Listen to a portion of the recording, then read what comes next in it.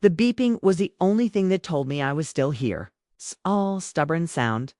One dot dot dot, two dot dot dot, then silence again. Then another. The kind of beep they hook up to someone when they want to make sure they're not dying just yet.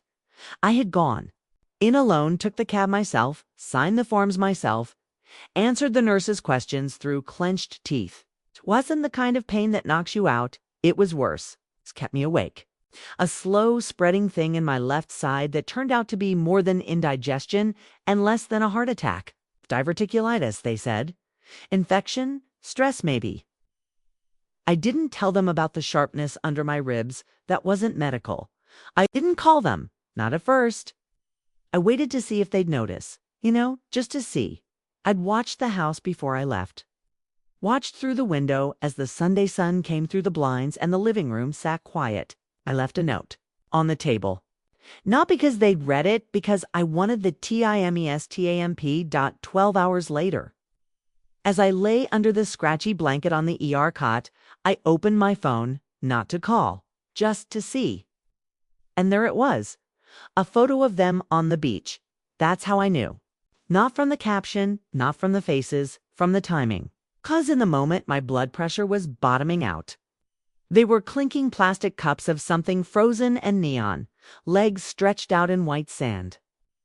She, my daughter, had posted it. He, her husband, the one who called me ma'am instead of mom, was laughing with his sunglasses pushed up on his head. The children, my grandchildren, were making a castle with a flag that looked like one I'd sewn on their birthday cake last year. There was no mention of me. No text asking where I was. No missed call. They hadn't seen the note. Or they had, and just didn't care. That was when the second pain started. Not in my body, somewhere deeper. It was quiet. It's like a thud in an empty church. I stared at that photo for almost 10 minutes. Its filter made the sky too blue. Could smell the antiseptic. Around me, the old woman moaning 2 curtains down. A nurse leaned over and checked my 4. Asked if I wanted someone called Dot. No, I said. I'm just waiting for the doctor. But I was lying. Wasn't waiting for him.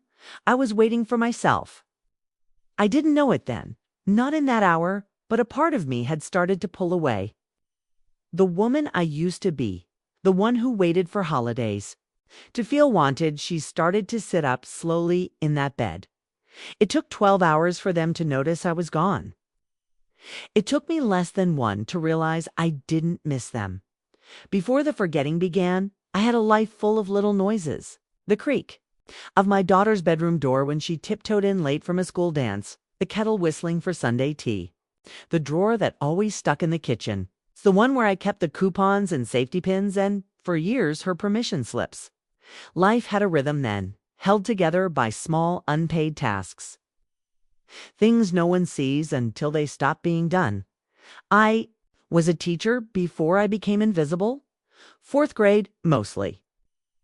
I used to keep notes from my students in a shoebox. They'd draw hearts around my name. Call me kind. Oh. I still have that box tucked away somewhere in the guest closet. My daughter used to sit in my classroom after school coloring at the back while I graded papers. I'd make her cocoa with those tiny marshmallows, the ones that melt before you can count them. I remember her voice then, high, full of questions. I didn't mind the questions. When her father left, she was 9. He packed a single bag and left a note that said, "It's not you. It's me." It didn't explain anything. That was the start of silence as explanation. I answered every one of her questions, even the ones that hurt. Told her the truth, or at least the gentle parts of it. He had someone else. I wasn't enough. She cried in my lap for 2 hours. Then she wiped her eyes and said, "I'll never leave you." I believed her. We got by. I worked, I packed lunches, I paid the bills. There were nights when I fell asleep sitting, up with the TV still humming. I taught her to drive. I stitched her prom dress when we couldn't afford the one she wanted. She looked beautiful. She didn't thank me, but I took pictures anyway. When she left for college, I wrapped a note in her suitcase, just for words. "I'm always your home." She didn't mention it until Christmas break. Said she found it while unpacking and cried a little. I remember how warm I felt hearing that, like maybe I had done something right. Like maybe love did have weight. Then she met him. Derek. The kind of man who smiles too long when he talks. He sold insurance or investments, something slippery like that. He always called me ma'am, never by my name, even after they were married. He moved into my house before the wedding, just until they saved up. That was 10 years ago. At first, I told myself it was temporary. I let them take the master bedroom. I moved into the smaller one down the hall. I gave up my sewing room when the babies came. The walls filled with decals and tiny plastic toys that sang songs even when no one touched them. I didn't mind. Not really. I loved those children. I still do. But slowly, things started disappearing. Not things you could point at. Not jewelry or dishes. Me. I stopped being in the pictures. First, it was little things. They'd go out to dinner and I'd stay home with the baby. Then they started making plans without telling me. Her voice changed when she spoke to me, as if I were a tenant late on rent. The warmth was there only in front of others. Once, I asked if we could have a dinner, just the two of us. She looked up from her phone and said, "We're really busy right now, maybe next month." That was 4 years ago. I started to notice that I only existed in service. "Can you watch them tonight, Mom? Did you move the laundry? Where's the grocery list?" There were no more how are yous, no more thank yous, just noise and silence, both used to avoid me. I remember a birthday mine when they forgot altogether. I baked my own cake because I thought maybe they were pretending. Maybe they were surprising me. I set the table. I lit the candles myself. They came home late from a movie. She saw the cake and said, "Oh God, was it today?" That night, I sat in my car for almost an hour with the engine off. Just breathing. Just trying not to disappear fully. It wasn't that they were cruel, not on purpose. They were just busy. That's what she always said. "We're busy, Mom. It's not personal." But the erasure of a person doesn't require malice, only neglect, only convenience. And I had made it too easy. I said yes every time. I gave up rooms, closets, space, breath. I handed over my schedule, my kitchen, even the remote. I stopped watching my shows. I started sleeping with earplugs because the TV was always on loud at night, and I didn't want to be the one who asked for quiet once. Derek said, not unkindly, just casually, you know. "It kind of feels like your house, even though we've lived here for a decade." I said, "That's because it is my house." And he laughed. Said, "Yeah, but, I mean, kind of not anymore, right?" That was the first time I made a copy of the deed and tucked it into my suitcase. Not because I had a plan, it's because I needed to remember. I had my name still, on paper at least, on the mortgage, the title, the savings. But in their world, I was a helper, a default, a quiet shadow in the corner of their photographs. It's the one who bought the cake but wasn't offered a slice. They didn't mean to erase me. It's what makes it harder. They just stopped seeing me. So when I lay there in that hospital bed, scrolling through a photo that told me everything, I didn't cry. I didn't text. I didn't rage. I just began. Not something loud, something quiet. The first thought, I'm not going back there. Not in the same way. Not ever again. It was a Tuesday when I got home. I remember because the trash bins were still at the curb and the sprinklers had come on at 4 a.m., coking the side of my suitcase as I fumbled with the keys. I hadn't told anyone I was being discharged. The nurse asked if someone was coming to pick me up. I said no, then asked for a cab. She looked at me like she wanted to ask more, but didn't. The house was dark. They were still at the beach. I could tell from her social media she had posted another photo. This one with a caption about how hard parenting was and how grateful she was for a break. It had 68 likes. I recognized the sandals on my granddaughter's feet in the background. I'd bought them last Christmas. She never thanked me, but I noticed them every time she wore them. I didn't go inside right away. I sat on the porch swing. It creaked under me, familiar and weary, like it remembered the years I'd rocked her to sleep there. My suitcase sat on the concrete step like a dog waiting for permission. I watched the neighborhood slowly light up, one window at a time.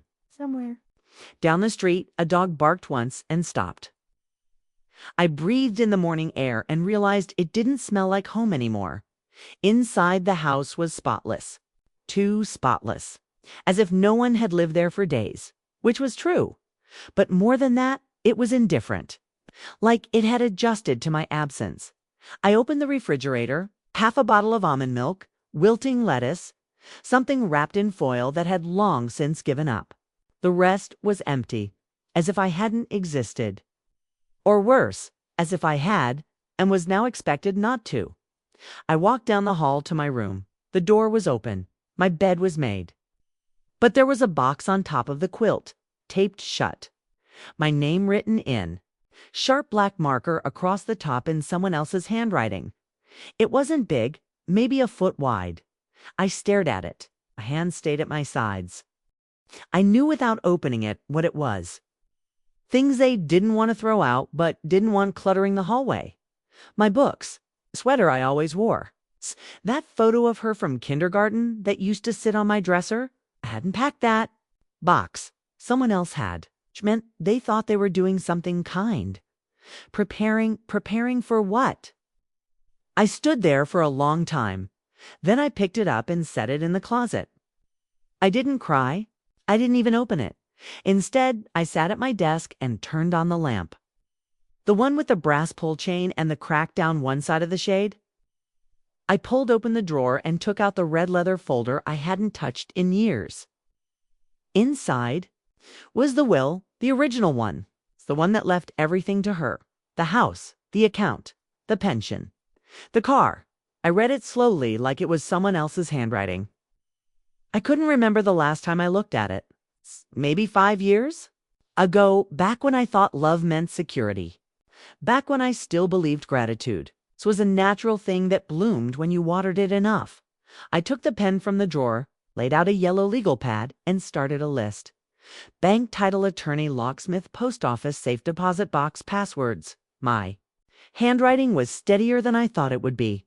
For the first time in months, I wasn't tired. I started small. Changed the pin on the bank card.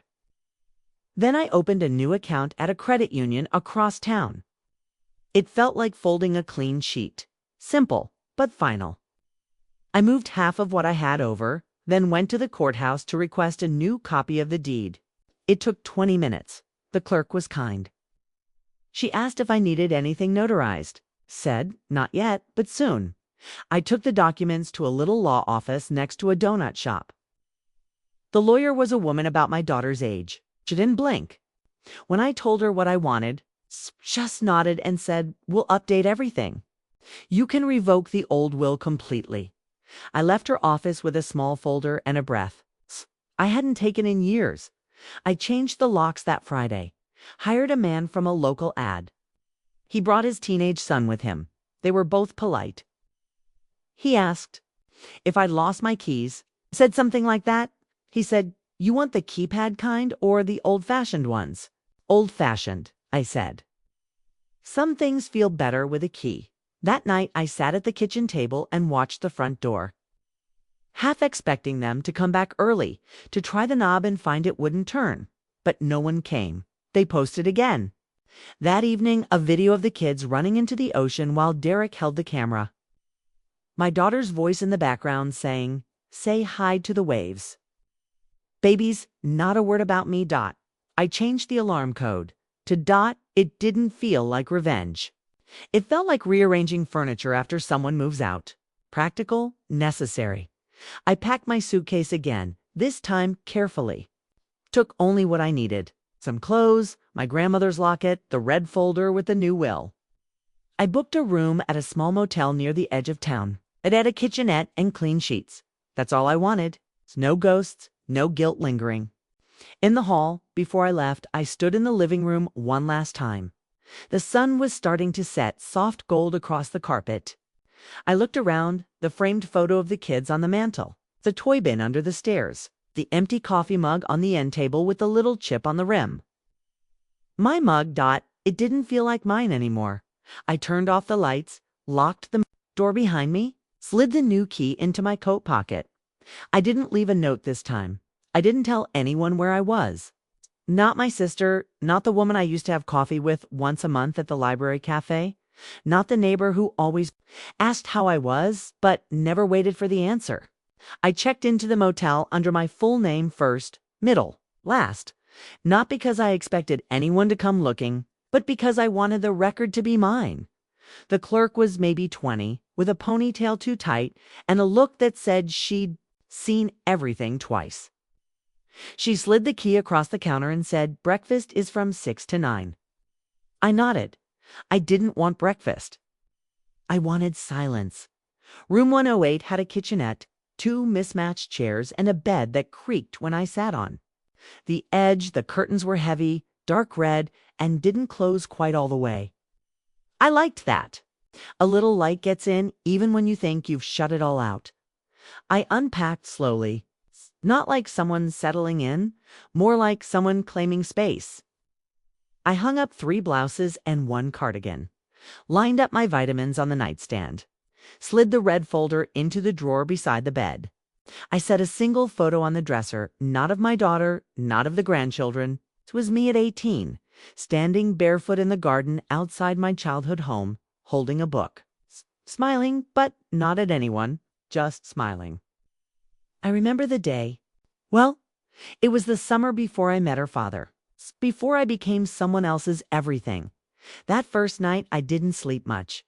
Not because of fear. There was nothing to fear anymore. The worst had already happened. Not just the ER, but the years leading up to it. The slow, steady way I'd been made invisible. What kept me awake was something quieter. Sense of uncoiling. My body loosening itself after being clenched too long. The next morning I made coffee in the small metal pot they'd left on the counter. It tasted bitter, but I drank it anyway. I stood by the window and looked out at the parking lot. An older man was walking his dog in circles around a patch of dead grass. We nodded at each other. That was all that the world didn't end because I left. The sky didn't fall. No one banged down the door. That was what struck me most. That you can go missing from your own life and the world keeps turning. That you can be gone and they can still be laughing in sand somewhere. Not even noticing the silence. That afternoon, I bought a new notebook from the corner store. Nothing fancy, just a lined spiral with a blue cover. I started writing things. Down, not a diary. I'm not someone who journals. It's just things I wanted to remember. Things I wanted in writing because spoken words can be ignored, erased. But paper is a witness. I wrote down every login I changed, every company I called to update my address. I wrote a letter to the attorney asking her to draft a second will, this one leaving everything to charity. The library, the animal shelter, the food bank, not out of spite, but because I wanted what I built to go to people who would feel it. People who might pause and say she gave something. I started writing something else too. A list I kept in the back of the notebook. Things. I gave things no one saw. The time I sat up all night when my daughter had the flu in college. The money I slipped into her account when they overdrafted the week before Christmas. The way I said nothing when Derek told her to put me in a senior living brochure, joking. The dinners I cooked, the birthdays I remembered, the apologies I made when I wasn't wrong, or the years I worked past retirement because they needed help with the down payment. Every single thing just so I wouldn't forget, 'cause they had. I took long walks in the evenings. There was a path behind the motel lined with gravel and sparse trees, and I liked the sound it made under my shoes. It's like walking on bones, but softer. I passed the same people sometimes, a woman with a stroller, a man in a baseball cap talking too loudly on his phone. I liked that no one knew me, that I could smile or not smile, that my name wasn't a task on someone else's list. I checked her social media once, maybe twice, not every day. It's just enough to confirm what I already knew. I was absent, not just in the photos, but in the story. She posted about the trip, the kids, the house. A joke about coming home to changed locks, LOL. Someone remind me to give mom her own key next time. 37 likes. One laughing emoji. That was the last time I looked. I didn't reply. I didn't explain. Let them laugh. Let them spin whatever story they needed to. I wasn't there to be believed. I was there to be free. I found a little diner a few blocks from the motel, run by a woman named Evelyn. She wore her hair in a long gray braid and poured coffee like it was a ceremony. She never asked where I was from, just smiled and called me hun. One morning I forgot to bring cash and she waved her hand and said, "Next time, sweetheart." No pressure here. I sat in that diner for 2 hours that day, not because I was lonely, but because I felt seen. That's different. That's something you can go your whole life without and only notice once someone offers it. At night, I listened to the quiet hum of the motel heater and thought about all the ways I used to be small to stay close, how I made myself convenient, palatable, how I shrank to fit inside someone else's comfort. And I thought, what would it feel like to take up space again, to not apologize for it? So I made a list: get a library card, find a new doctor, buy better. Shoes, learn to cook for one. Pick a new name for emergencies. Write a letter to myself, not because I was vanishing, but because I was arriving. Sometimes healing isn't loud. Sometimes it's a motel room with clean towels and a chair by the window. A cup of coffee poured without expectation. A name spoken without obligation. Sometimes peace begins with a key that no one else can use. It was 2 weeks before they realized I was gone for real. Not just annoyed or sulking or upstairs with the door closed. Gone. I know the exact moment. Because the motel room phone rang at 7:13 in the morning. I didn't pick it up. I watched it buzz across the table. It's one of those old beige phones with buttons too large and a cord too tangled to fix. It was probably Derek who found out first. The locks, the alarm, the mail forwarding little inconveniences. At first, the signs of someone quietly rearranging power. I had changed the billing addresses, called the utilities, and removed myself as the point of contact. Registered the cars in my name. I made notes of each call, each hold music loop. Each time the agent said, "Are you sure you want to do that?" And I said yes, calmly, without explanation. There's a specific kind of silence that happens when people who thought they were in control lose the thread. I could feel it through the phone, through the new voicemails that began piling up. "Hey, Mom, just wondering where you are. Kate back, early locks were changed. Is everything okay? Please call us. This is kind of freaking the kids out." That one made me pause. The kids. Of course, she used them like punctuation, like a shield. I played the message again, just to hear how her voice trembled near the end. Not quite panic. Not yet. Then came Derek. "This is ridiculous. You can't just cut us off like this. There are things we need to discuss." He didn't say what, not directly, but I knew. The house, the accounts, the things they thought were already theirs. What no one ever seems to expect is that the person who always said yes might one day say nothing at all. I didn't answer any of them. I didn't explain. Instead, I drove back to the house once, just to look, not to go inside. I parked on the opposite curb behind a hedge of dry lavender. Watched them through the windshield. She was standing on the porch with her phone, wearing my robe. The soft blue one with the stitched hem and missing belt loop. I could tell from the way she held her shoulders that she wasn't just tired. She was unsettled. The front door had a sticky note taped to it. I couldn't read it from that far, but I didn't need to. It's probably a list of what needed fixing. Or maybe a message to me, in case I drove by. She looked out toward the street once, squinting. I stayed still. She wouldn't have known the car. I'd borrowed it from a woman at the diner, Evelyn's sister. Her name was Nadine. She said I could take it for errands. I gave her half a tank of gas and a peach pie from the corner bakery. We didn't talk about why I needed it.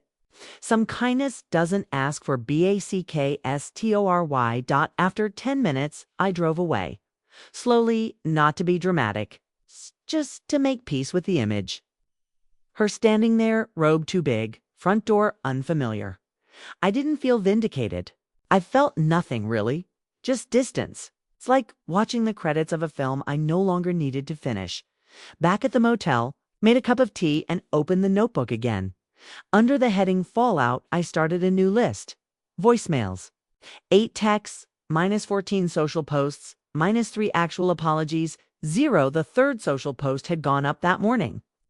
She had written, "If anyone hears from my mom, please let her know we're worried and want her to come home." There were comments. One said, "You're such a good daughter." Another one, "Moms are complicated." That one made me laugh, quietly, not bitterly. Just the kind of laugh you let out when the universe proves its own point. They wanted a version of me to return. The helpful one, the babysitter, the invisible backup singer in their show. They did not want me, not as I was now, whole, with boundaries. The next week, I filed the final paperwork. The new will was notarized. Copies stored in 3 places, with the attorney in the motel safe and in my suitcase. I included a note with it. Not legal, just personal. Written by hand. This is not punishment. This is preservation. You made me. Unnecessary. I accepted that. But I will not be used in absence the way I was in presence. I am still here. It's just not for you. I signed it with my full name. I went to the post office and rented a box. Clean, untraceable. I left a forwarding address. For official mail only. Everything else could vanish. The next call came from a number I didn't recognize. I let it go to voicemail.hi. "This is Mary from the school. Just calling to check in. Emma said her grandma's missing and that she's sad. Thought you should know. Emma, the younger of the two. The one who still liked to sit on my lap when no one was watching." That message sat in my chest like a stone. Not anger, not regret, just a dull weight. I wrote a card. No return address. Emma, I love you very much. I am not lost. Needed space. This was not your fault. You are kind and brave, and I will always be proud of you. I signed it. Grandma M then mailed it to towns over. That night, I allowed myself one deep sob. Just one. Into the scratchy motel pillow. Then I folded my list, put it in the drawer, and turned out the light, let them search. Let them speculate. I wasn't gone. I had just chosen to be found by myself.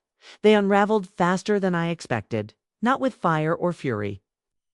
With noise, Derek began calling twice a day. Always from different numbers, some blocked, some not. The voicemails were frantic now, clipped at the edges.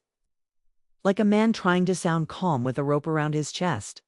"We're trying to handle the mortgage transfer, but your name is still everywhere. The insurance won't talk to us until you authorize it. Your account's frozen. Did you do that on purpose?" I didn't answer. I didn't owe them sound. The texts from her started again, longer this time. Words like confused and hurt and don't understand. She used emojis now. Little broken hearts, tiny tear faces. As if sadness made her more convincing. She wrote, "You're acting like we don't love you." And then, "I'm your daughter." And then, "Please, just talk to me so we can fix this." Each message came a little closer to desperation, but still avoided the words that mattered. Not once did she write, "I'm sorry." What none of them understood was that silence wasn't a weapon for me. It was medicine. In the absence of their voices, mine had grown clearer. They tried other ways, of course. Derek posted a photo of the kids, holding a sign that said, "We miss you, Grandma." The caption was worse than the image. "Family means showing up even when it's hard." Dozens of comments. All sympathy, so sweet. "She'll come around." Hugs to you all. I stopped reading after that. Turned off the account I used to check theirs. Walked to the diner and let Evelyn refill my coffee twice without asking. I told her I liked the way the syrup jars on her tables never stuck shut. Yes, she smiled and said, "That's 'cause I wiped them down myself." Little things matter. It was the first time someone had said something that made sense in weeks. Back at the motel, I opened my notebook and made a new list. People who've seen me lately: Evelyn Nadine, the mail clerk with the pink glasses. It's the boy who said good morning near the bus bench. Me, a letter came, postmarked, from my old address, but with my daughter's handwriting. It had no greeting, just a plea. I don't know who you've been talking to or why you think you had to do this. Thought we were okay? I mean, yes, maybe we took you for granted, but doesn't everyone with their mom sometimes? I stopped reading, put it down next to the legal pad where I'd started a list of places I might live next. Towns with quiet streets and a decent grocery store. Somewhere with a laundromat that doesn't make your clothes smell like despair. I'd begun imagining what life might look like without constant orbit. No more waiting to be useful. No more being summoned only when things fell apart. I'd never thought of myself as a woman who disappears, but I was beginning to see the difference between being gone and being free.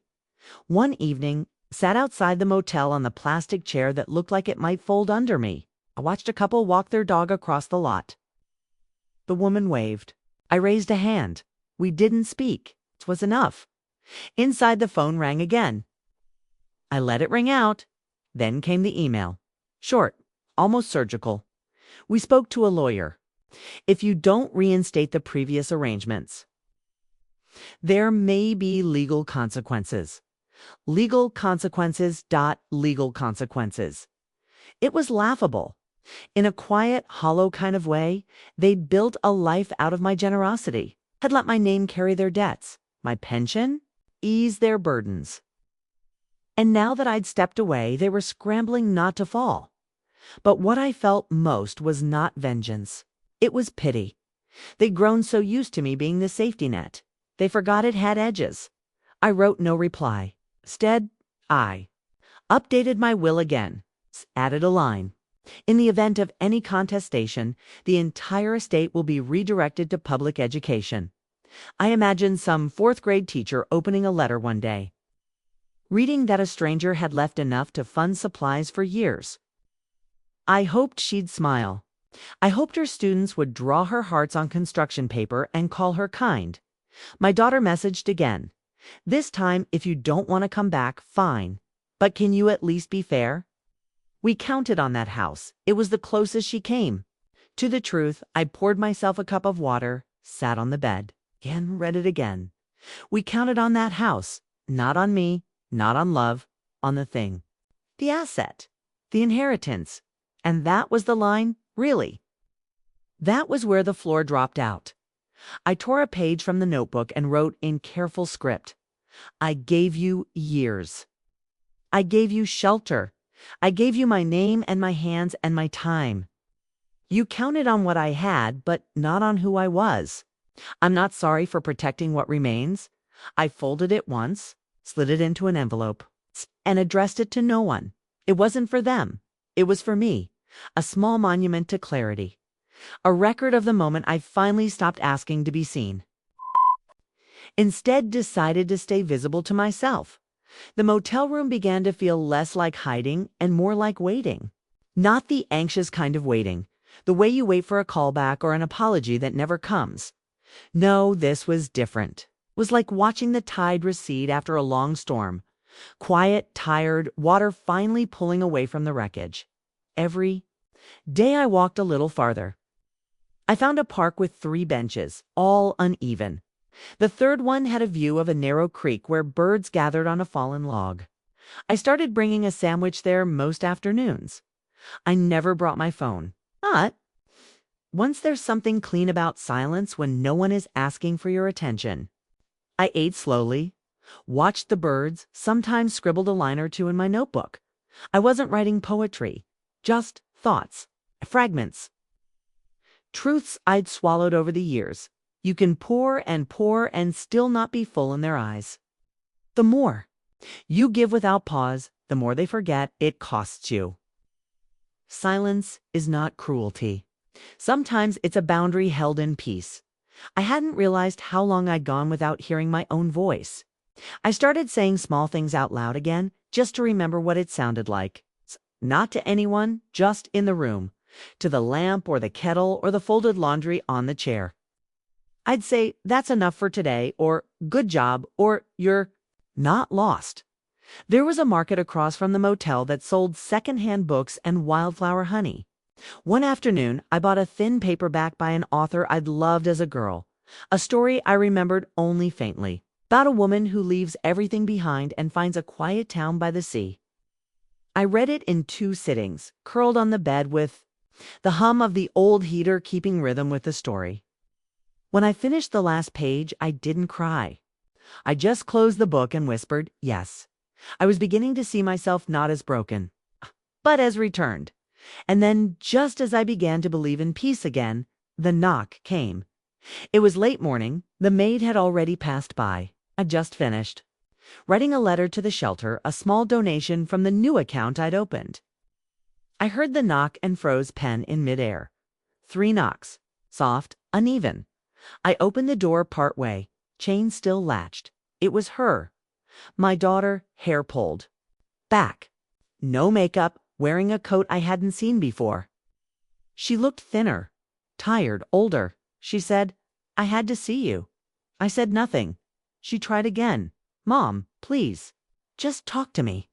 I kept my hand on the door. She said she missed me. Said the kids kept asking. Said she didn't know how things got so bad. Said she wished we could just go back to how it was. That was the moment. That phrase, "go back." I felt something shift in me then. Not anger, but a final kind of knowing. I opened the door just enough to step outside and pulled it shut behind me.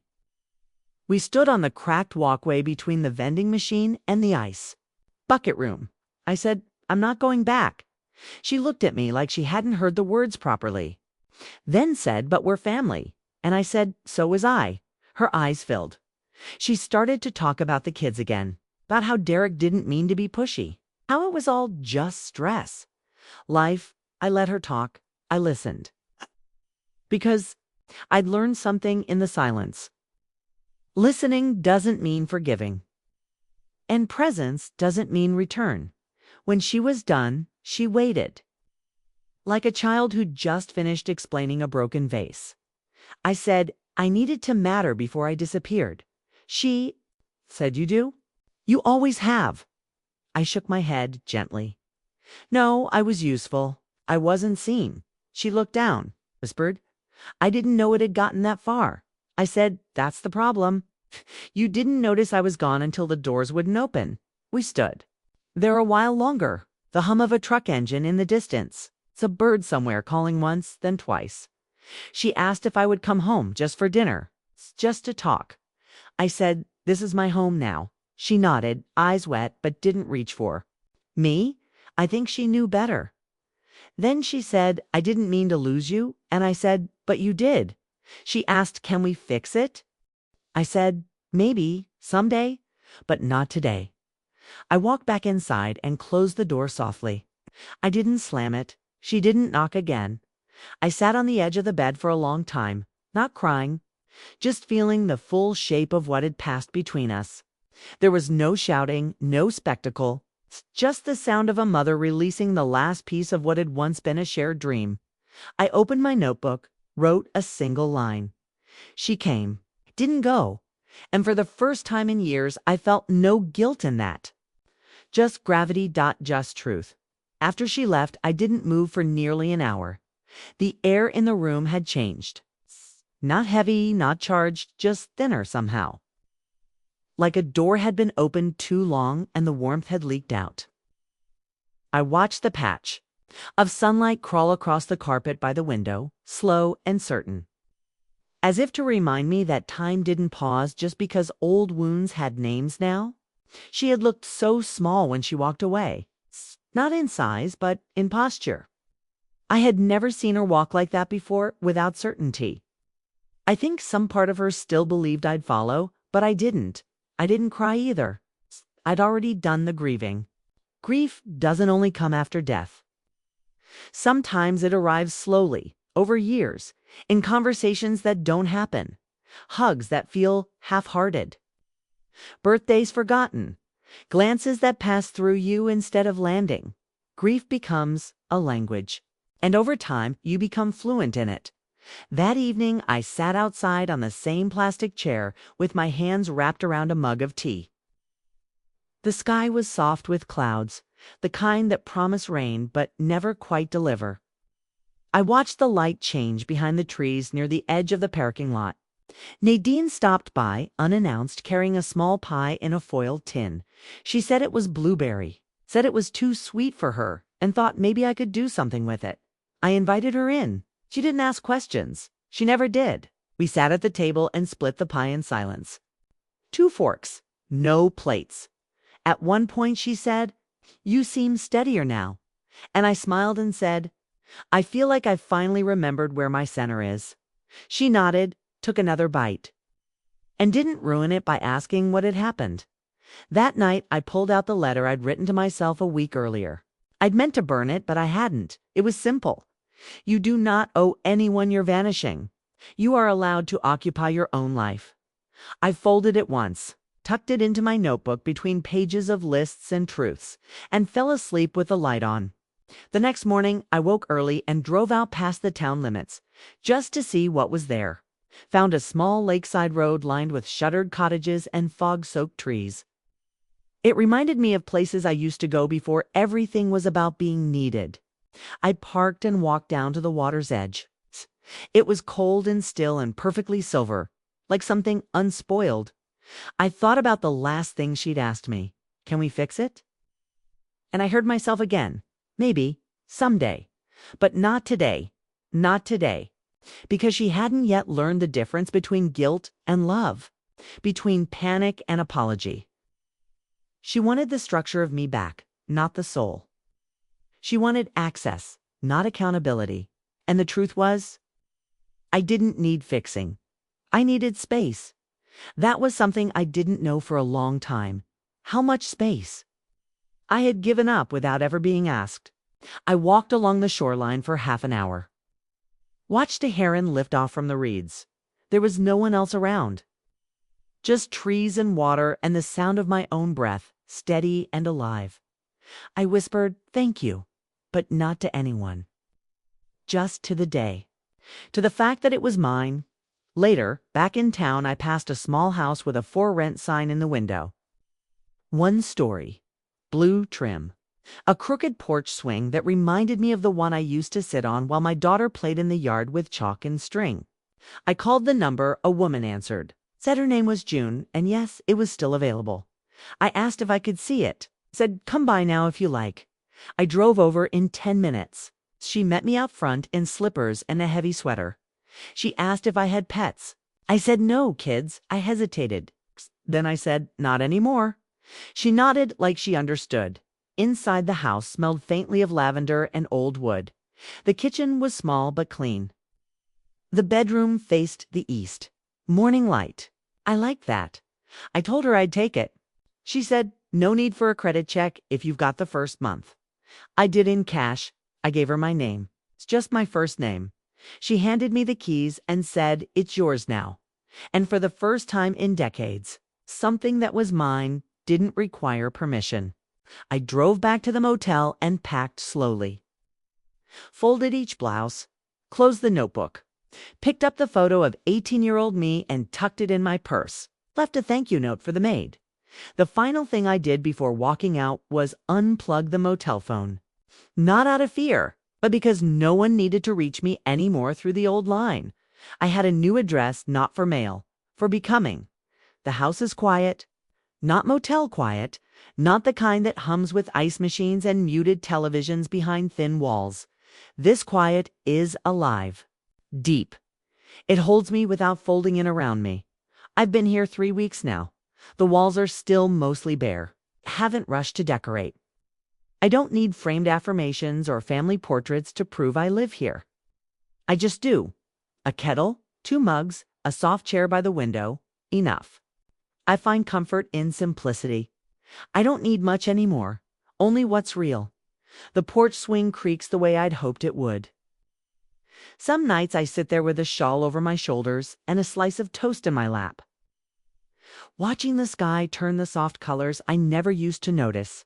I don't scroll. I don't check. My phone is off more than it's on now. Most days, I don't carry it at all. The silence I once feared has become my second skin. No one knows where I live. Not even Nadine or Evelyn, though I still see them at the diner.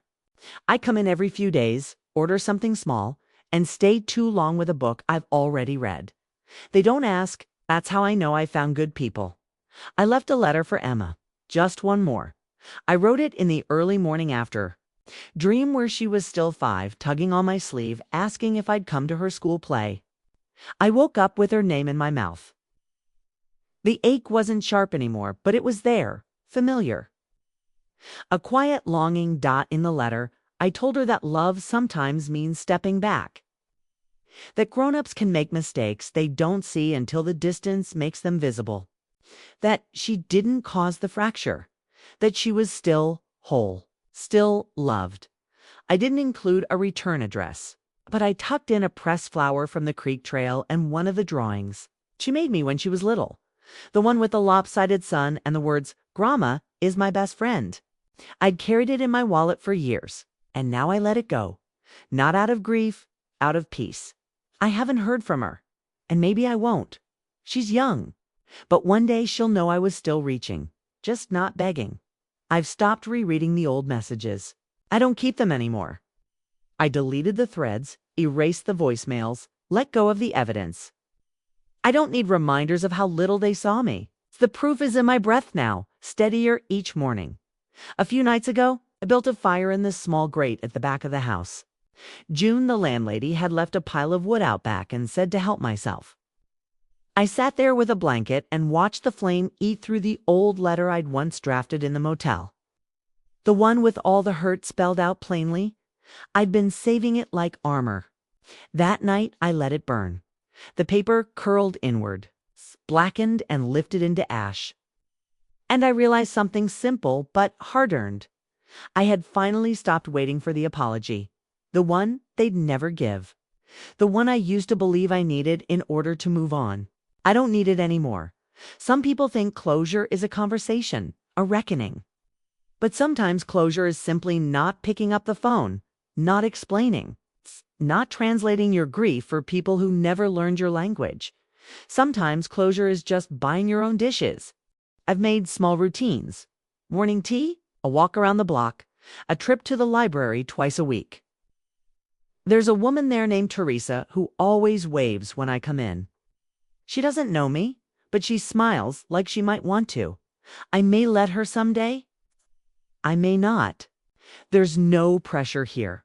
I've even started writing again. Not the lists. Those are in the drawer now, closed and done. I write paragraphs, memories, sentences that feel like pieces of the woman I was before I forgot how to claim my name. I found that shoebox of notes from my students. It's the one I mentioned earlier. I'd packed it without thinking, stuffed between sweaters. I opened it last week and found one that said, "You're the only one who hears me." The handwriting was messy, third grade crooked, but the words were weighty. That child probably doesn't remember me, but I remembered them. Still do. Maybe that's what I wanted all along. Not recognition, not even gratitude, just to be heard, to be felt, to be more than a shadow moving in someone else's house. They haven't come looking again.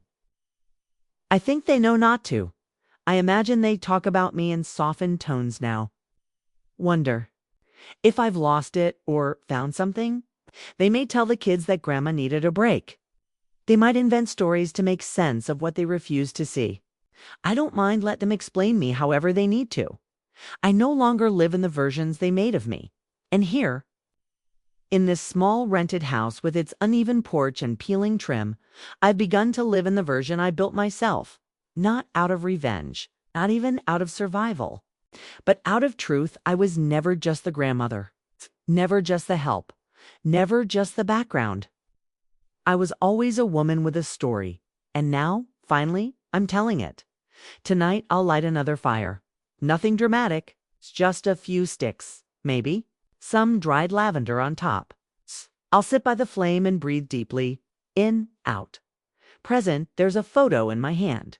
The same one, me, at 18, barefoot, book in hand, unaware of the weight she would one day carry. I look at her now and I say softly, You made it. Then I slip it into the fire, not to erase her, to thank her, to set her free. And as the edges curl and the ink fades into smoke, I say it aloud, not for anyone else, just for me. This time, I decide who gets to call me anything else.